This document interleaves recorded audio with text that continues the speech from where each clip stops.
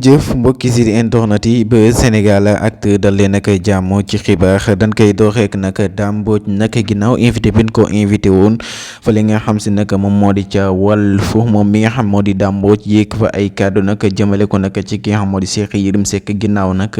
lim doon wax rek ci ki nga xam moo di Ousmane Sonko nag loolu lépp rek dañ kaa yónni na ko demal waxi lee rek mu dem wax mais daal moom dañ kaa dicté rek mais daal émission boobu nga xam si nag moom la doon def ci télé bi nga xam moom moo di télé Maimouna Ndour loolu lépp rek dañ kaa programmé pour rek ñëw nu nu yàqee Ousmane Sonko rek lana amal moom mi nga xam moo di Dame Mbodj di xamle na nag moom mi nga xam moo di Cheikh Yérim Seck daal li leen def lool rek li leen sant rek loolu rek la ñuy def mooy def leen ba pare ñëw wax ba pare nag ba Sénégalais yëpp di ci commenter ñoom nag ñu dem tas rek ci plateau télé yi fu leen posé question rek ñu tontu daal di découvrir li nga xam si nag moom moo di